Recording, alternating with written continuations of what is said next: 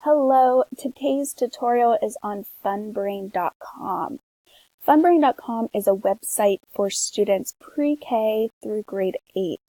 It's a free educational game site which offers games, comics, books, and videos that help develop skills in reading, math, and problem solving.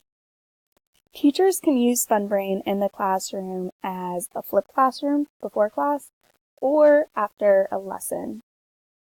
I do want to give a warning that there are a lot of ads on this site. I understand it's a free site, so it seems like they pay through their ads. You look down here, here's distracting video. There's this that looks kind of similar to the navigation. So students will really have to be aware and know what they're clicking on. It's very important. So if I were a 6th grade teacher, I would probably just go to here, and this is the navigation up top, so you could browse by grade or by game, reading, videos, the playground, or the math zone. I do want to give you a warning on the playground. A lot of teachers and parents think that this is more of a playground, not very educational. So use your discretion there.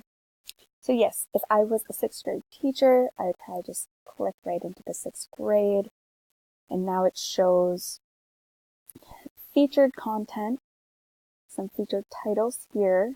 You can see this is a book, so it says read, it's a game, it says play. It also gives you the grade level. So here's all grades, and then here's just 5 to 8. So these are nice, and I will click into a book. These turn out really nice that you can just flip the page. Students don't have to go to a library to read the book if you have just a small assignment. I think this is a great way to assign a reading. Some of the games I found to be not as helpful, so definitely look and make sure the game that you are assigning is beneficial to your lesson. Some seem to just be mouse clicking around, more just as a game and not an educational lesson. A way to get around that is going into the math zone. If you are teaching math, those are pretty good, and you can change the difficulty, but not all of these games are educational, so fair warning. You can always load more at the bottom.